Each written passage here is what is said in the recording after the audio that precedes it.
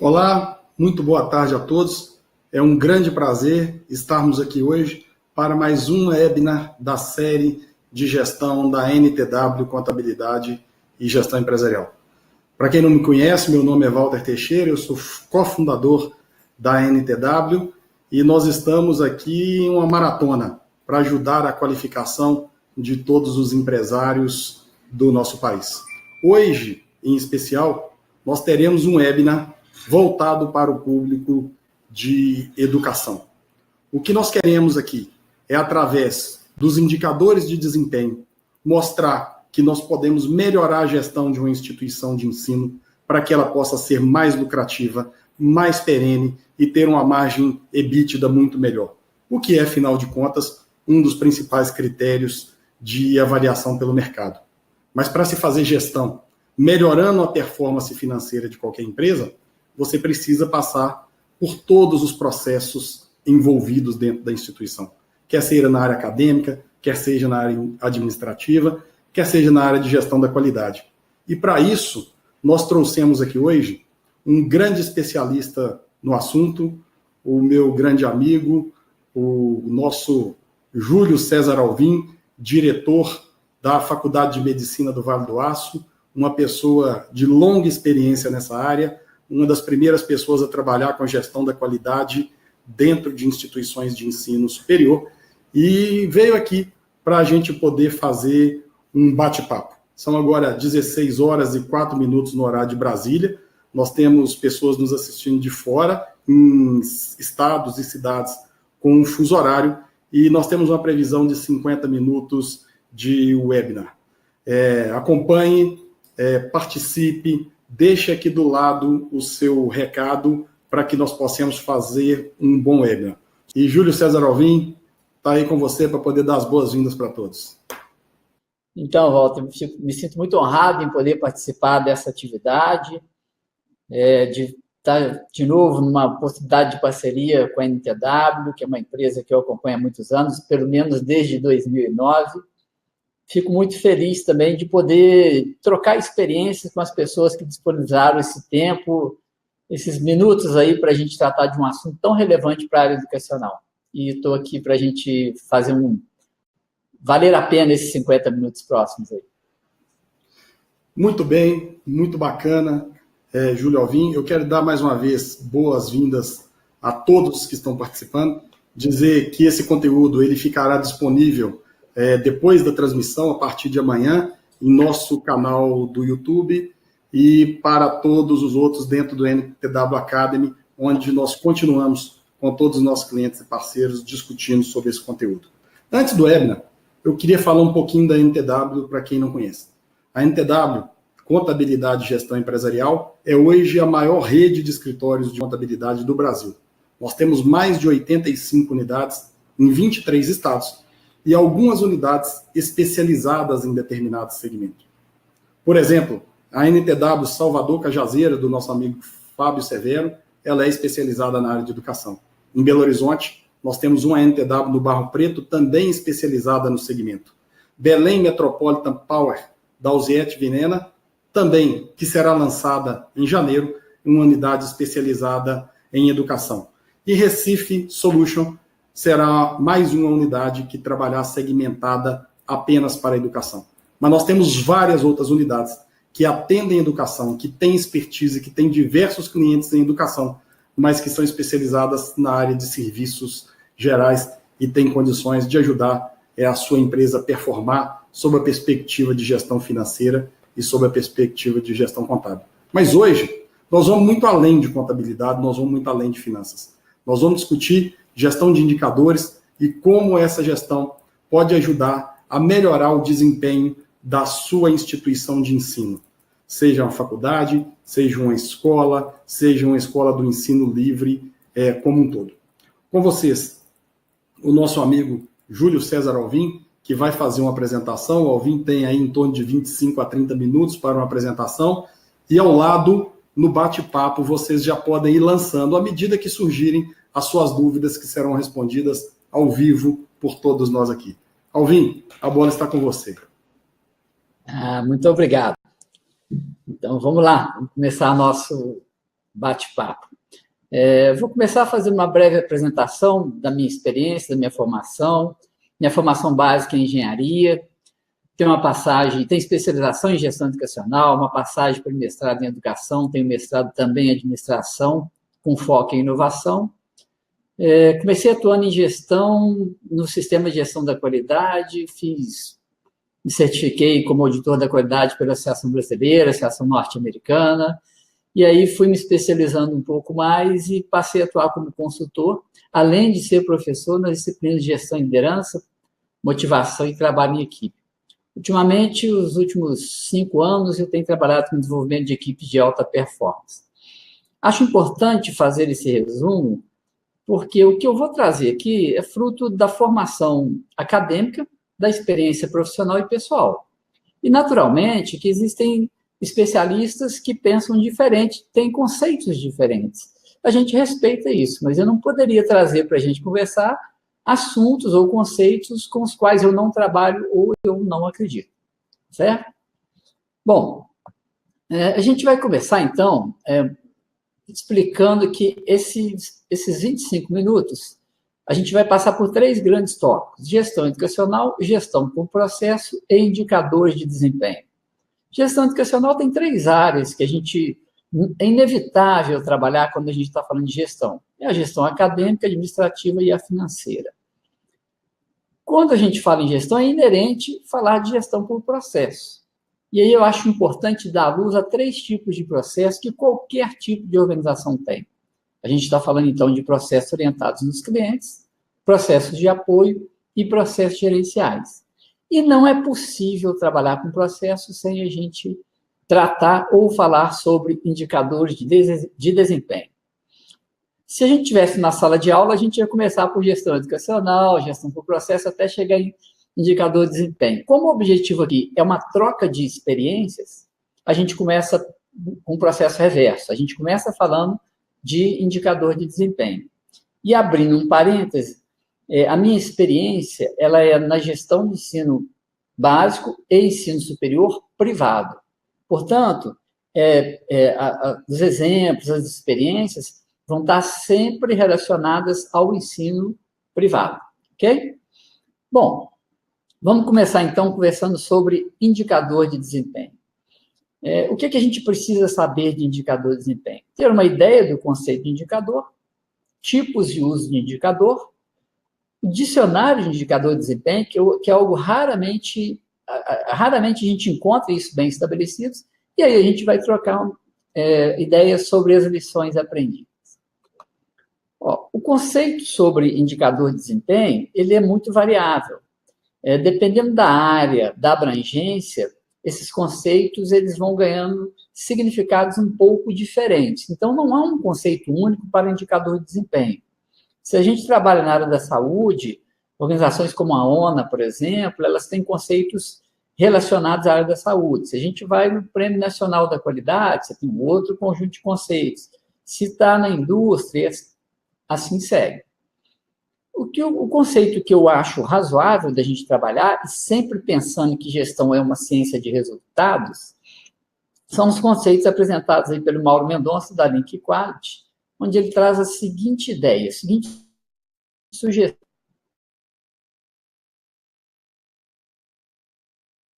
Indicador quantificado. São variáveis porque os processos oscilam, portanto, a medida desses processos oscila também. E são representativas porque elas representam o status do processo. Se o processo está estável, se ele está melhorando, se ele tem uma tendência de piora, seja lá o que for. São constituídos, os indicadores de desempenho são constituídos, na maioria absoluta das vezes, por 2 ou mais variáveis correlacionadas. Por exemplo, eu não digo que a frequência na sala de aula está boa. Eu digo que de 50 alunos matriculados, 40 alunos estão presentes. Se eu dissesse só que eu tenho 40 alunos presentes, se a turma fosse de 100, seria 40%. Se é de 50 alunos, 80%. Então, a gente sempre correlaciona 2 unidades de medidas. Os indicadores medem a eficácia ou a eficiência de um processo, né? A eficácia é numa racionalidade produtiva, uma racionalidade de resultado. E a eficiência numa racionalidade econômica. Quanto é que isso está me custando para eu fazer? E, por fim, indicadores servem para a tomada de decisão. Então, inicialmente, esses são os conceitos, essa é a conceituação mais adequada que eu considero para indicadores de desempenho. Ok? Vamos passar, então, para alguns exemplos, alguns tipos de uso. Lembrando que é muito comum a gente ouvir falar o índice do processo tal, ou o índice de uma determinada medida está desse jeito. O que é o índice? O índice é o resultado do indicador em um determinado momento, né? E meta, aí a gente está falando de meta mensurável, meta para um processo, meta para um indicador, é o resultado desejado para o indicador num determinado período de tempo, né? Por exemplo, se eu falar índice de aprovação escolar, vamos pensar no ensino básico, que eu tenho um ano letivo de 200 dias. Se eu estou em maio, por exemplo, e digo que eu tenho um índice de aprovação naquele momento de 70%, é porque naquele momento 70% dos alunos têm nota para serem aprovados, se mantiverem essa nota até o final do ano letivo. Agora, eu posso ter naquele momento um índice de aprovação de 70% para uma meta de 90%, 98%, 95% ao final do ano letivo. Okay? Então, essa é a diferença aí entre índice e meta. Pensando sempre em resultado, tem uma proposta aí do Instituto Montanari, ele apresenta dois tipos de grupamento de indicadores. Indicadores de esforço e indicadores de resultado. Pensando em gestão para resultado, eu considero essa classificação interessante.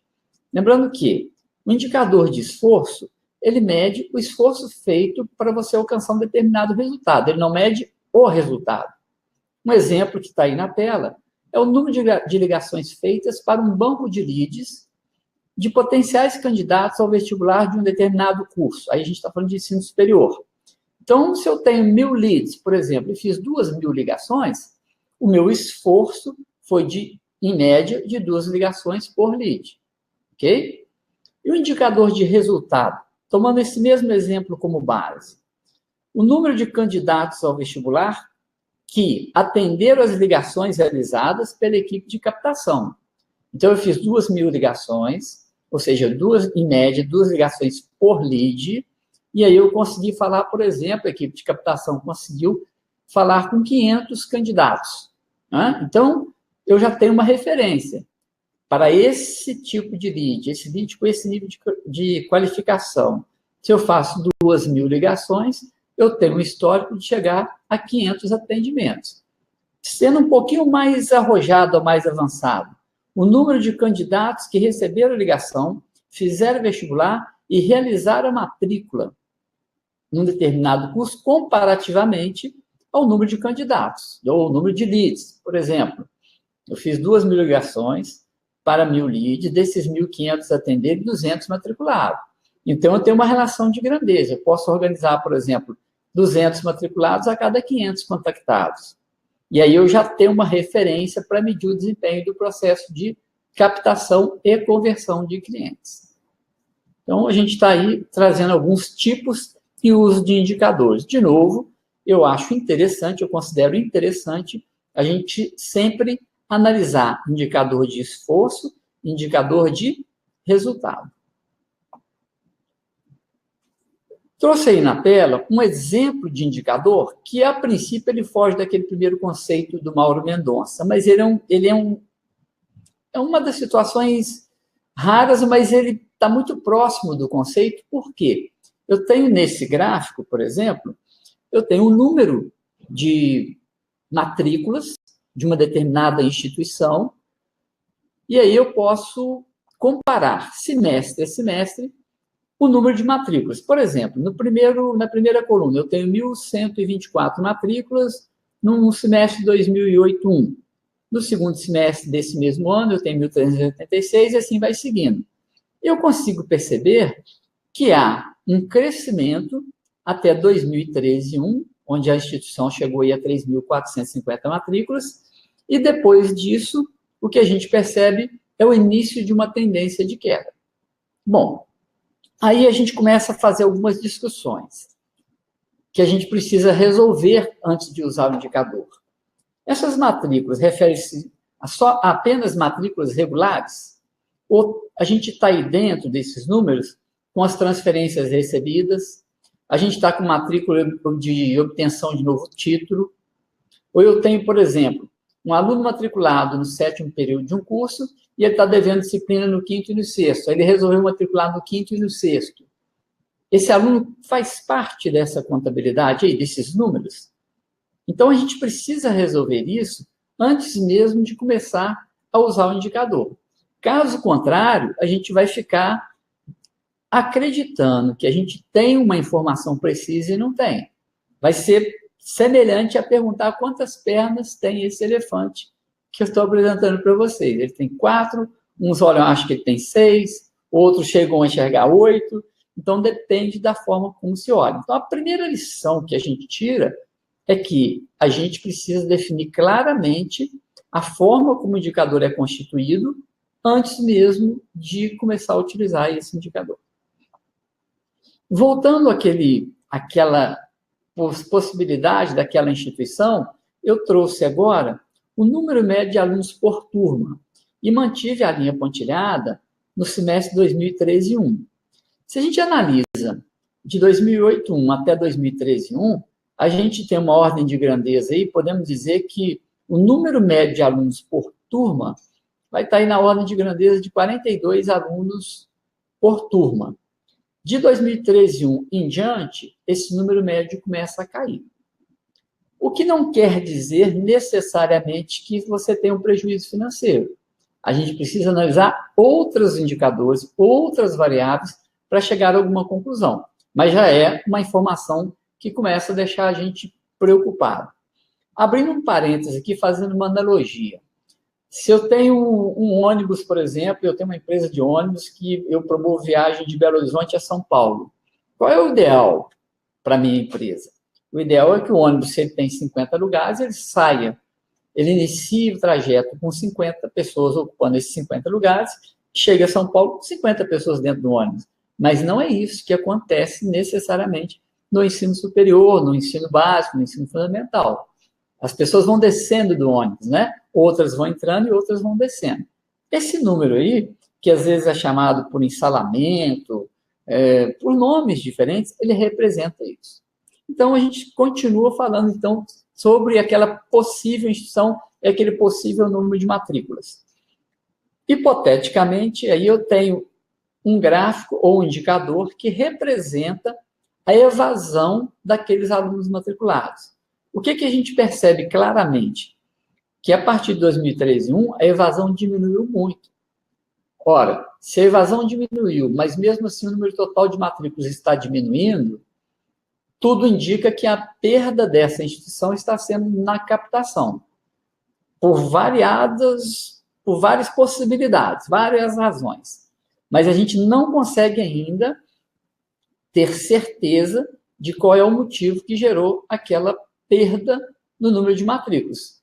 Principalmente porque a gente não definiu claramente se lá no início são matrículas regulares, se são transferências, se são todas juntas, se tem retorno, ok? Ainda nessa mesma linha de raciocínio, a gente traz uma outra análise daquele gráfico inicial. O que isso aí representa? As colunas azuis representam as matrículas físicas, que às vezes a gente chama de matrículas acadêmicas. Então, é aquele mesmo número de matrícula inicialmente, que a gente apresentou lá no primeiro indicador. As colunas de cor laranja, elas representam o resultado financeiro, que a gente chama de matrícula financeira. A gente podia chamar de ticket médio também. Mas ele representa, do número total de alunos, qual é a receita que eu tenho do número total de alunos, quanto equivale a mensalidades integrais. Então, o que a gente percebe? De 2013-1 em diante, houve um distanciamento da matrícula financeira para a matrícula acadêmica. Então, a gente está perdendo não só fisicamente, naquele caso hipotético inicial, a gente está perdendo não só fisicamente o número de matrículas, a gente está perdendo também receita. Continuando aí a análise dos nossos indicadores, esse gráfico ele tem um aspecto diferente, é para trazer uma outra lição. Isso é um exemplo de gráfico de inadimplência mensal. Isso é muito comum nas instituições de ensino superior, a gente ter uma inadimplência acumulada no início do semestre, quando vem o período da matrícula, uma diminuição, uma queda, e depois um acúmulo, um aumento nesse indicador, nesta inadimplência. Isso acontece no primeiro e no segundo semestre. Isso é muito comum para cursos semestrais, via de regra, cursos do ensino superior. Mas a pergunta é, essa inadimplência está boa, está ruim? Claro que qualquer responsável financeiro vai dizer que não é uma boa inadimplência. Inadimplência boa é inadimplência zero. Mas não é isso que acontece. Inicialmente, é difícil dizer. A gente traz, então, agora, um outro gráfico, onde a gente tem comparativamente a inadimplência no ano 1 e no ano 2. O ano 2 é o ano seguinte, que é aquele gráfico que a gente estava mostrando anteriormente. O que a gente observa nesse exemplo hipotético? Que a inadimplência melhorou. Mas eu só consigo dizer que ela melhorou do ano 1 para o ano 2, porque a inadimplência, quanto menor, melhor. Eu só consigo dizer isso se eu tiver uma comparação. E aí vou abrir um outro parêntese. O indicador, ele além de ser comparativo, ele precisa cobrir todo o período onde o processo acontece. Não basta eu medir a inadimplência de um mês e comparar no próprio mês. Eu posso ter problema, eu preciso enxergar o processo como um todo. Então, como a gente está falando de ensino, e nesse exemplo, ensino superior, qual é o tempo de um processo que a gente mede a inadimplência? Ou o semestre, ou o ano. E é importante, a gente sempre compara semestre a semestre. Bom, aqui a gente traz um exemplo de indicador, de dicionário de indicador de desempenho. De tudo que nós vamos conversar, na minha avaliação, esse é o ponto mais importante.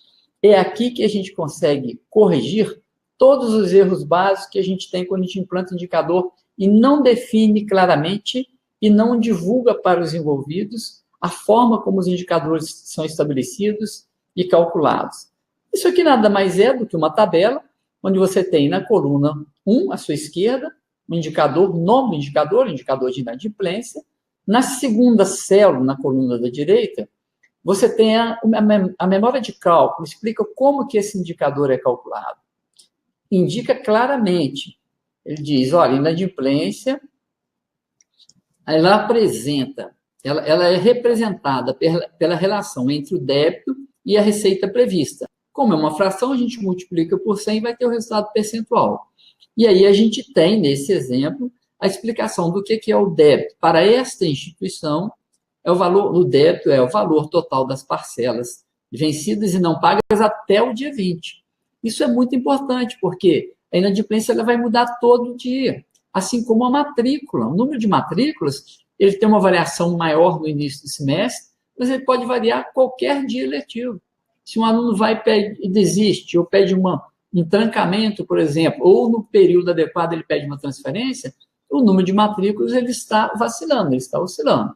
Então, é importante que você tenha um indicador que demonstre claramente como a base de cálculo, a memória de cálculo desse indicador. Na terceira célula ou coluna, a gente traz a abrangência.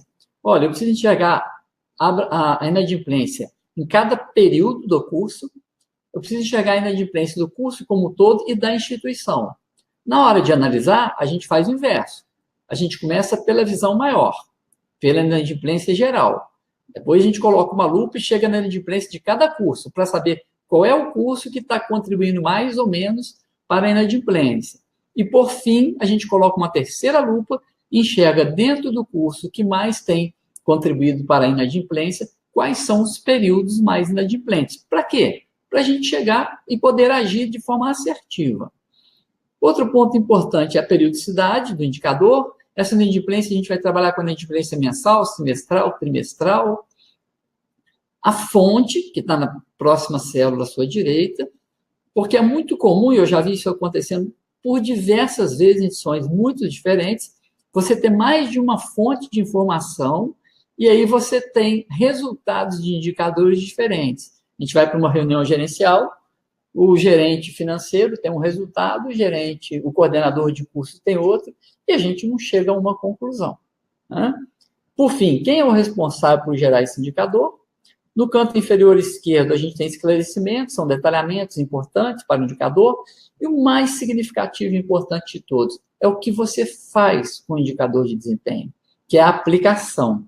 Nesse caso, nesse exemplo de dicionário de indicador, a gente está descrito, né, tem descrito aí o que é feito com a inadimplência, quem usa a inadimplência, em que época, a quem que essa inadimplência é reportada e outros detalhes. Bom, minha principal recomendação de todo esse webinar é que a gente, pensando em resultado, a gente tenha claramente, antes de implantar qualquer indicador, a gente tem um dicionário de indicadores. Dando prosseguimento, lições aprendidas. Primeiro, pior do que não ter um indicador é ter um indicador que você não confia. Acredite nisso. O mais importante não é o indicador em si, mas é o que se faz com o indicador. Qual é o resultado que a gente gera a partir do indicador? Não tome decisão considerando apenas um tipo de indicador. São raras as situações em que o desempenho de uma organização pode ser medido assertivamente utilizando-se apenas um tipo de indicador. Atenção à amplitude, à temporalidade e à sazonalidade, aquilo que a gente chamou lá, quando a gente aquilo que a gente destacou quando a gente apresentou o indicador, por exemplo, de inadimplência. Ao analisar o indicador, treine isso, tenha disciplina. Analise as tendências do gráfico sem querer interpretar o fenômeno. Analise apenas o gráfico. Segundo, analise os dados disponíveis. E, por fim, defina as ações e ajustes estratégicos.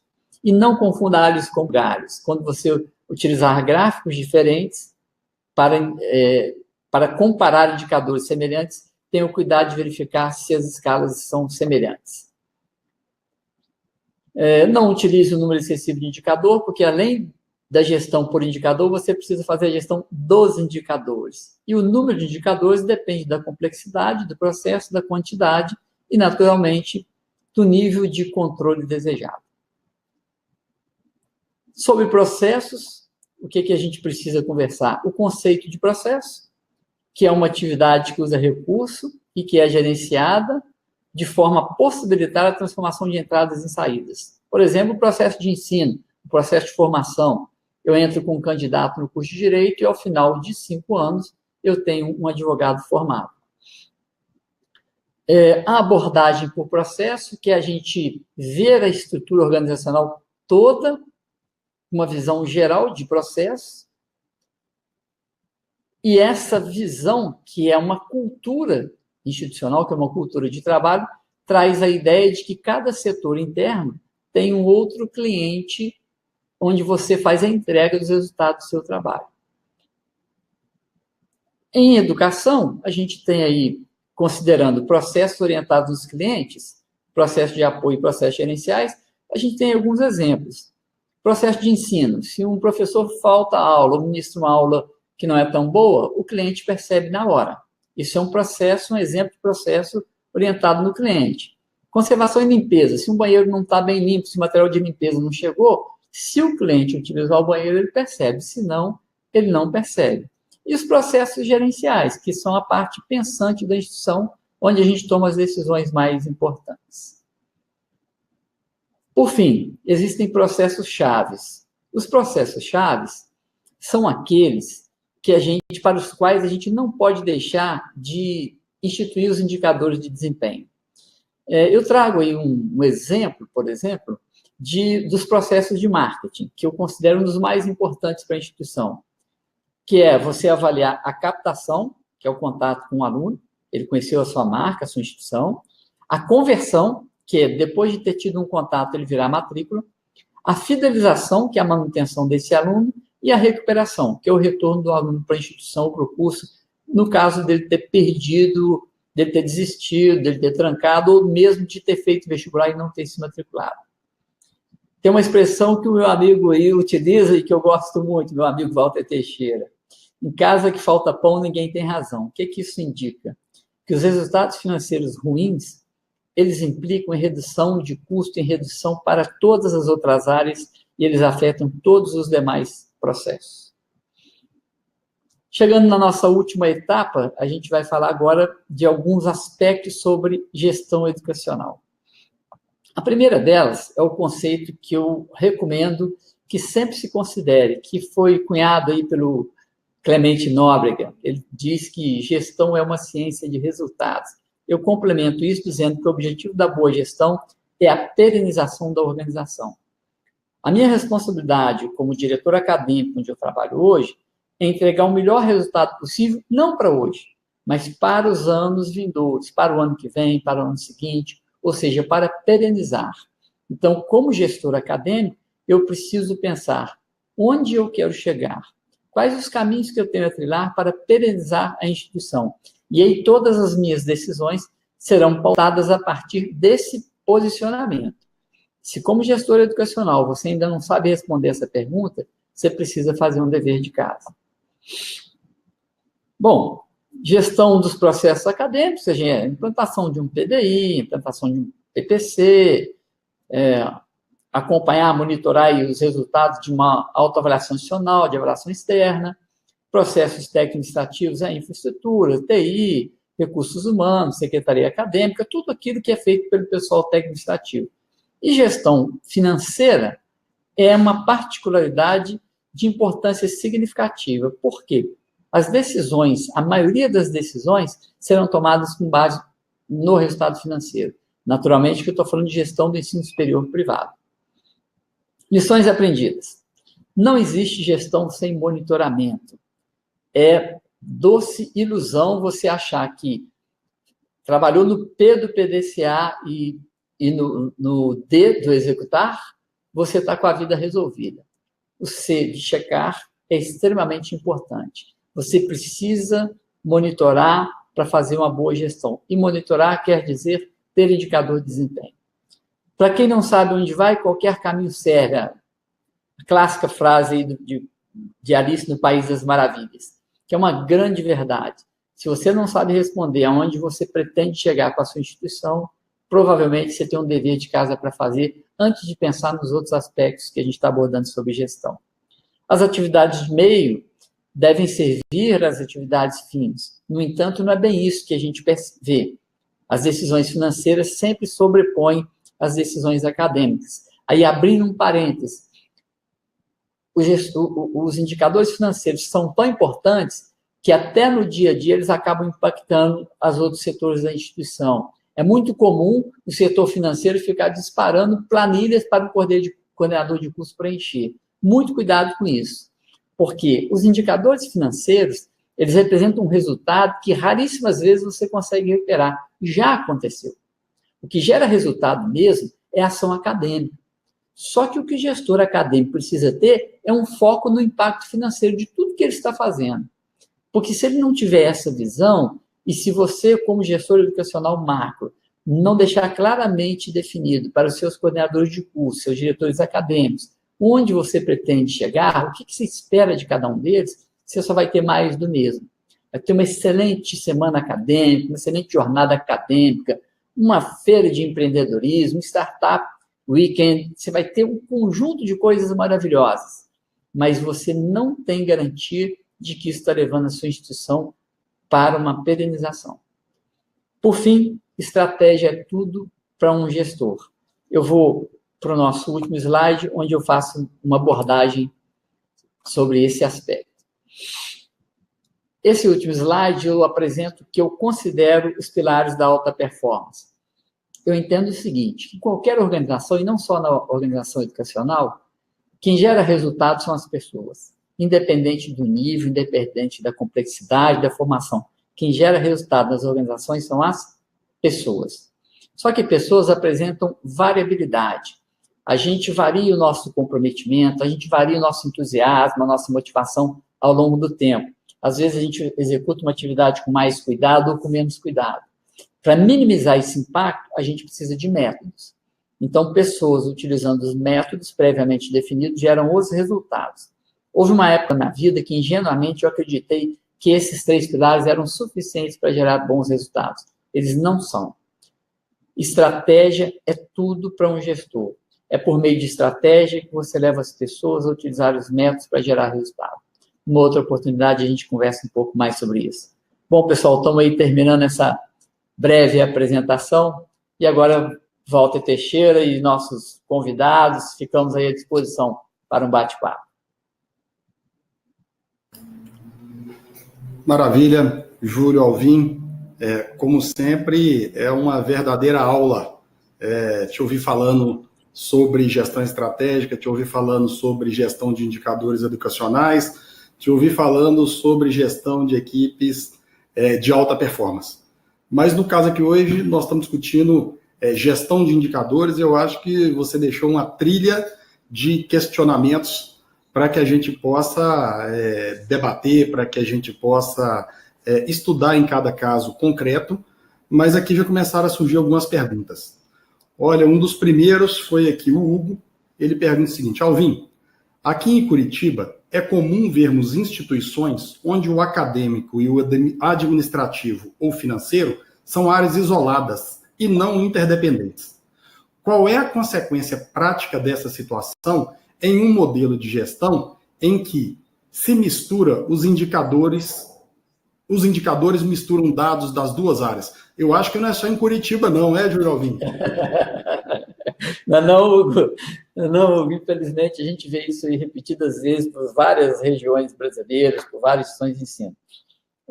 Não vou dizer que isso é o que mais a gente vê, mas a consequência disso é o péssimo resultado. Não é possível pensar em setores isolados dentro de qualquer tipo de organização. E aí, Hugo, a saída para isso é uma boa liderança. Se a gente não tiver uma boa liderança, a gente não tem uma boa cultura. E se não tiver uma boa cultura de integração, de gestão com foco em resultado, de satisfação do cliente e de tomada de decisão com informação qualificada, o que a gente encontra é isso mesmo. Eu vou voltar nos pilares da alta performance. Quem gera resultado nas organizações são as pessoas. Se as pessoas não são integradas, se as pessoas não estão motivadas, não entendem o propósito maior da instituição, o resultado é o pior possível. Alvim, um caso de célebre na área de gestão por indicadores de uma companhia de aviação norte-americana, a Northwest, que eles escolheram para poder reestruturar a companhia apenas um indicador de desempenho, que era de pontualidade do voo. E com isso eles conseguiram mexer em toda a estrutura dessa companhia e transformá-la em uma das mais lucrativas desse estado americano. Existe um indicador na educação que seja o indicador mais importante, que nós poderíamos atrelar todo esse conjunto nele ou não? Precisamos de um conjunto para poder fazer isso. Infelizmente não, Walter. Eu arrisco a responder isso eu falo que é com os pés nas costas, com muita tranquilidade. Eu conheço esse caso, realmente é um caso clássico, ele aconteceu mais ou menos na década de 90, foi muito comentado e realmente o líder da organização foi muito feliz. No caso de educação, vocês perceberam uma série de exemplos de indicadores que eu trouxe e que eles são interdependentes. O que acontece é que no ensino superior privado, o indicador de tomada de decisão é o financeiro. Não estou dizendo que a instituição vive só por isso, não. Ele é o financeiro. Agora, o que gera efetivamente resultado é o acadêmico. É a partir do resultado acadêmico que a gente tem uma retroalimentação, e quando eu falo acadêmico, não é só a sala de aula, mas o atendimento ao aluno, o valor da instituição, a imagem, as pessoas que lá estão.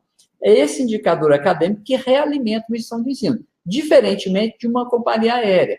O que alimenta a companhia aérea não é se ela atrasa ou não atrasa nos voos. Isso só gera insatisfação, mas não é isso que gera mais clientes.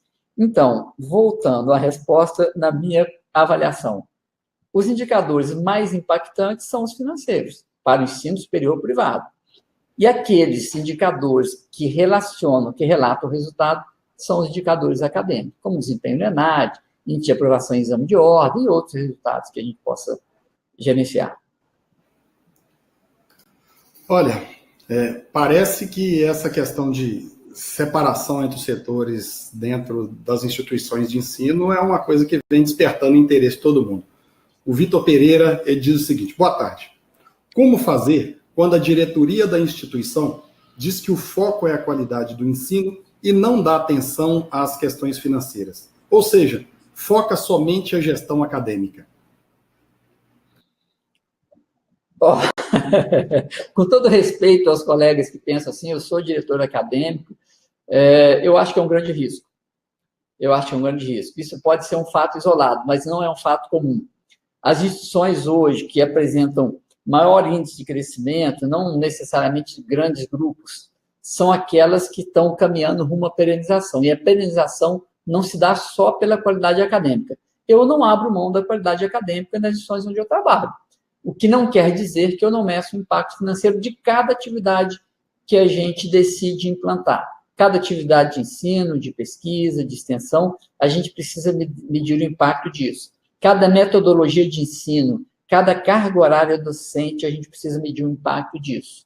Portanto, eu respeito a opinião dos gestores que pensam assim, dos diretores que pensam que tudo é a qualidade. Eu penso um pouco diferente.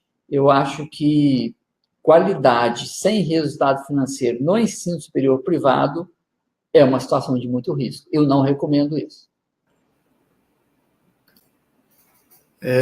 Até porque tem que andar de mãos dadas, né, Alvin? Como em toda instituição, não somente de ensino, como em toda empresa, acredito eu. O que mantém qualquer empresa bem no mercado é a qualidade do serviço que ele presta. Mas se ele presta o serviço sem ter resultado financeiro, ele vai morrer com uma placa de qualidade na frente do peito, estampada em cima, como uma placa como se fosse um in memoriam, né? E não é isso que ninguém quer, todo mundo quer uma instituição que gera resultado.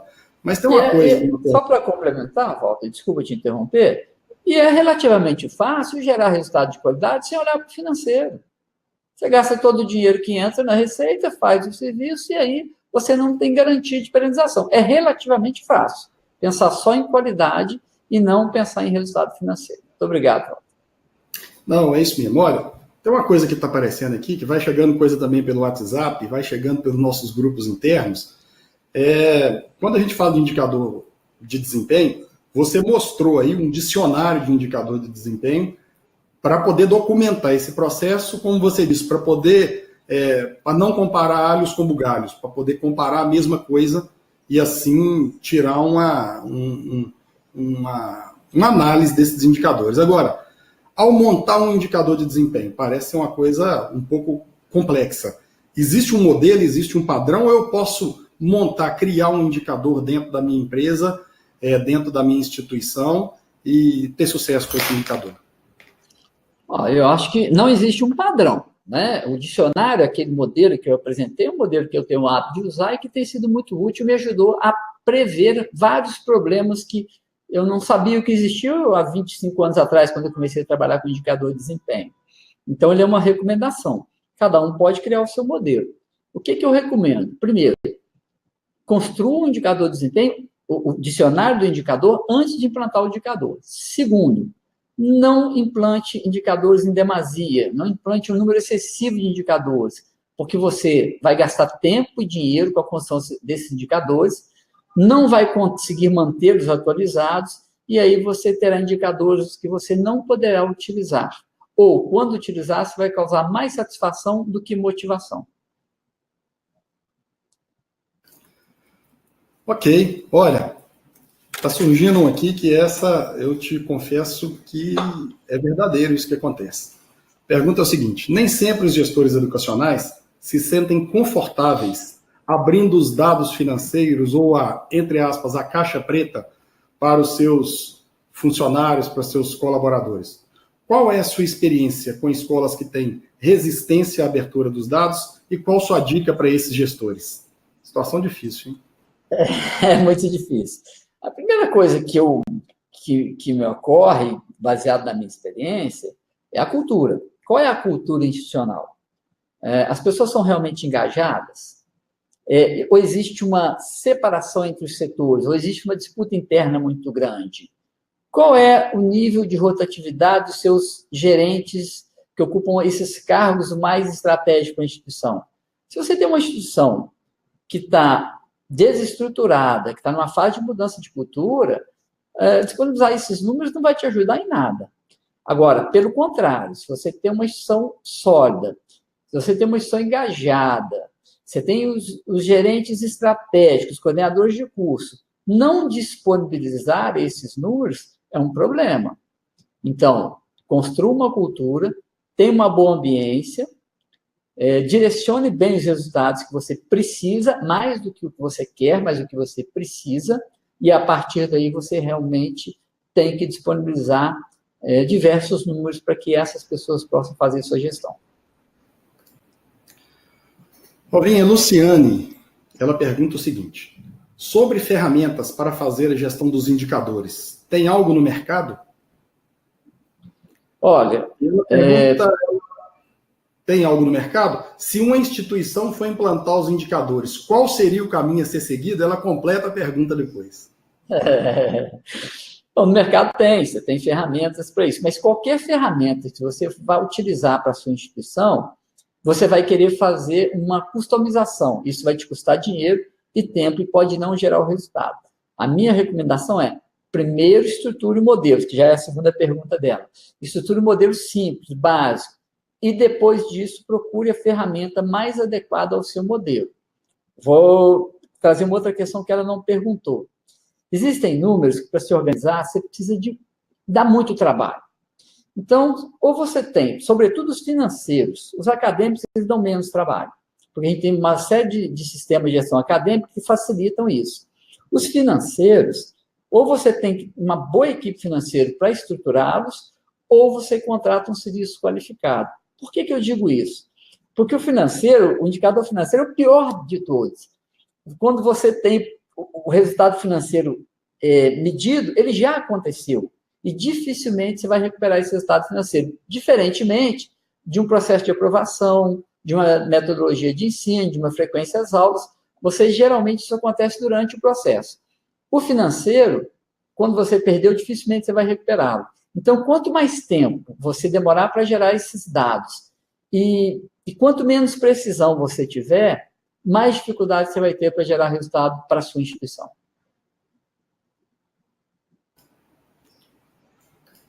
Alvin, ao final de todo o processo, o indicador ele só faz sentido se melhorar o resultado da empresa. Né? Você já falou mais de uma vez aqui que o que puxa ele é o educacional. Mas você já deparou com algum caso que as pessoas fazem gestão por indicadores e não conseguem melhorar o resultado da empresa? E se sim, o que você acha que estava por trás disso?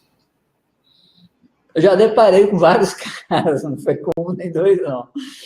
Olha, vamos voltar no ciclo PDCA. Você planeja, executa, checa, que é utilizar o indicador, e age para melhorar.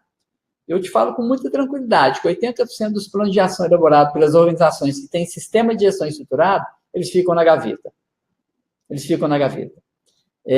O primeiro passo para isso é a liderança. Um líder focado em medir resultado a partir desses números, ele vai exigir da sua equipe a utilização desses números. Ou seja, para utilizar esses números, eu preciso ter esses processos medidos e atualizados. Então, a minha avaliação a maioria das empresas que têm o sistema de gestão estruturado acabam que esses planos e esses indicadores ficam na gaveta. Qual é o problema? O problema é a quantidade muito grande de indicadores de planos gerados e a falta de foco nos principais resultados da instituição. Ok, o Emerson faz a seguinte pergunta. Além dos indicadores já mencionados, quais outras ferramentas a contabilidade pode se valer para colaborar com a gestão dos indicadores? Eu não sei se você consegue responder essa aí. O Walter até poderia me arriscar, mas eu acho que essa pergunta é mais sua do que minha. Olha, vamos lá. Eu acho que nós estamos falando de indicadores e vários do que você mostrou, eles trazem informações contábeis. Né? E a informação contábil ela tem um time. Então, a contabilidade ela pode, por exemplo, fazer um demonstrativo de resultado, demonstrando o resultado mensal, a margem de contribuição, a margem EBITDA, não somente da instituição, mas também por curso e por turma.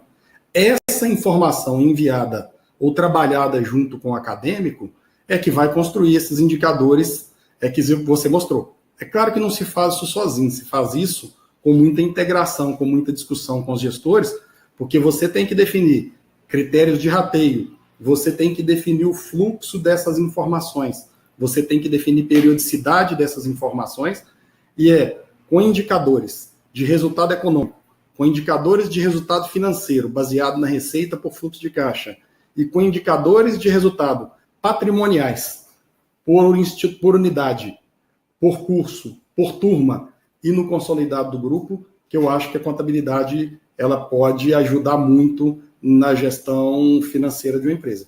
Né? Não interessa se isso vai ser feito internamente, com a contabilidade própria, ou com a contabilidade externa, mas não dá para ser um trabalho tradicional, que você manda informação e daí a 3, 4, 5 meses nós estamos tendo os resultados.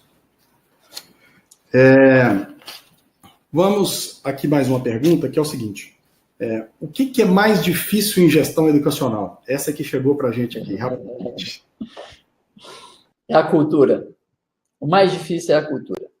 Eu já tive uma experiência, Walter, da gente, depois de instituir um modelo de gestão, depois de tomar decisão com base nos indicadores, e aí a gente conseguir resultados incríveis, a gente muda completamente o comportamento das pessoas que estão dentro da instituição. E aí elas começam a tomar iniciativa no sentido de contribuir para melhorar esses resultados. E essa responsabilidade, eu entendo que ela está na mão das lideranças educacionais.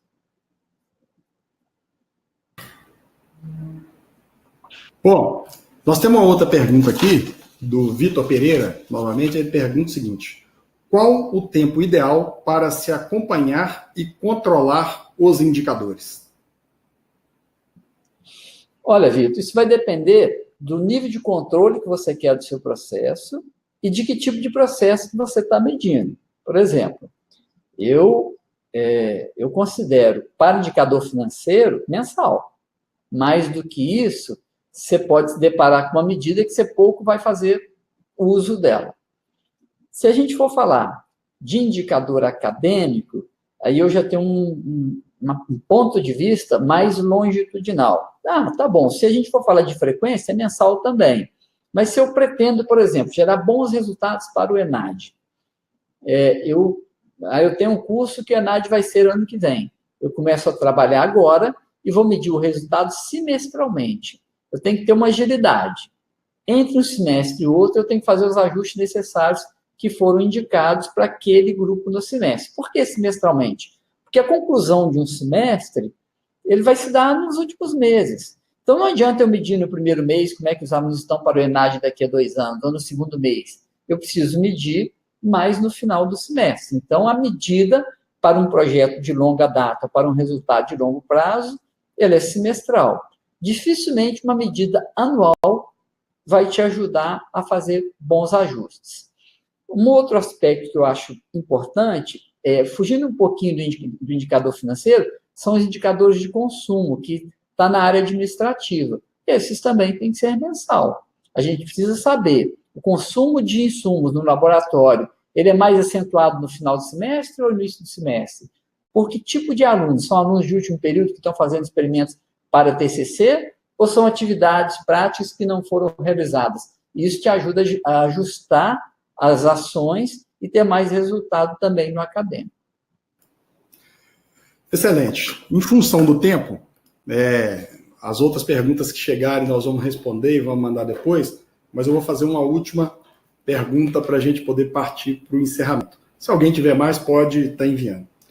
Olha, uma das grandes discussões atuais, e você já começou a falar sobre isso, que nós temos hoje na gestão de informação no mundo inteiro, não somente no Brasil, ela diz respeito ao time da informação. Isso porque um indicador com informação de 3 meses atrás, com informação de 4 meses atrás, com informação que não está auditada, que não está conferida, como você disse, ele pode mais atrapalhar do que ajudar. Além de tudo, na educação especificamente, nós temos algumas legislações que elas criam determinados ciclos.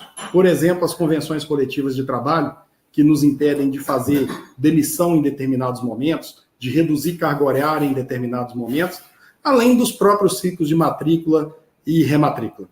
E aí, a instituição ela fica com um baita problema, porque ela mede um processo de 4, 5 meses atrás e no máximo que você faz é autópsia sobre esse problema. Que dica que você tem para o gestor que tem esse problema interno, Alvin? Alvin está sem som. Liga o seu som. Aí, ok. Eu vou fazer uma referência à Associação Americana de Qualidade. Ela diz que a informação precisa ser clara, concisa, completa e correta. Eu faço um adendo. Ela tem que ser dada no tempo certo. Informação obsoleta praticamente não tem utilidade. Então, voltando de novo à questão da quantidade de indicadores e da agilidade que a gente precisa ter nessas informações. Não adianta ter informação do semestre passado para o que eu quero agir agora. Eu preciso ter informação comparativa. Então, eu preciso do semestre passado comparativo ao semestre atual. Pensa bem se eu vou analisar o desempenho de captação do vestibular lá em junho, do vestibular que aconteceu no primeiro semestre do ano. Não faz sentido algum. Então, o que a gente precisa, e aí hoje tem várias metodologias e serviços também prestados, é que a gestão educacional ou tenha uma equipe ou contrate esse tipo de serviço para gerar informação. Não dá para trabalhar com informação obsoleta. E aí eu vou trazer uma última questão. Qual é a grande diferença de missão educacional na relação com seus clientes? É que os clientes estão lá todo santo dia. Se você vai num hotel, todo dia o hotel tem hospedagem, mas não da mesma pessoa. Uma agência de carro recebe o mesmo cliente ou uma vez por ano, uma vez a cada 2 anos, a cada 5, a cada 10. Mas a instituição de ensino, não. Ela recebe os clientes todos os dias. E o cliente quer informação que é útil para ele. Portanto, a gente ter informação obsoleta no meio educacional é realmente um problema grave. Bom, gostaríamos de te agradecer muito, Júlio Alvin, a disponibilidade de estar participando com todos nós da rede NTW e contribuindo para a discussão da gestão na área educacional. Passo a palavra para poder fazer as considerações finais, depois nós vamos fazer um encerramento falando do próximo webinar, que será no dia 12 de dezembro. Ok, Walter, para mim é uma grande satisfação, uma honra. Agradeço aí a disposição e a disponibilidade daqueles que acompanharam. E a gente fica aqui com o sonho de poder ter outros eventos onde a gente possa ouvir também as pessoas que estão participando e a gente trocar mais experiência. Se a gente tiver essa oportunidade aí, sobretudo organizado pela NTW, pelas suas franquias, eu acho que vai ser de grande valor para todos nós. Um grande abraço a todos e muito obrigado aí pela disposição e disponibilidade. Olha, sempre é uma aula quando nós conversamos com o Júlio Alvin e ele estará com a gente aqui certamente mais vezes. Pessoal, no dia 12 de dezembro, às 16 horas, nós vamos ter um webinar para poder falar sobre o lucro real nas empresas. Esse modelo tributário do lucro real, ele é um modelo que às vezes assusta determinadas empresas e determinados contadores, mas muitas vezes ele pode ser o modelo mais econômico e um modelo que ajuda a estruturar a sua organização. Esse webinar vai ser apresentado pelo cofundador da NTW, Nathaniel Pereira, que já esteve com vocês em vários outros webinars, e a pessoa que vai fazer a principal apresentação nesse momento vai ser a Leila Lima, a Leila, que é diretora executiva da NTW Conselheiro Pena, e vai estar debatendo junto com todos eles a Alziete Vilhena, de Belém Metropolitan Tower. No e-mail de agradecimento a esse webinar, vocês vão receber já o link com o convite do próximo webinar no dia 12 de dezembro, às 16 horas, horário de Brasília. Com mais de 85 unidades em todo o Brasil, nós estamos preparados para prover a sua instituição educacional, a sua empresa, com indicadores de performance para a tomada de decisão. Nós vimos o quanto isso é importante. Não deixe de fazer uma visita e de convidar a nossa unidade local para poder ajudar. Um grande abraço e até o próximo webinar.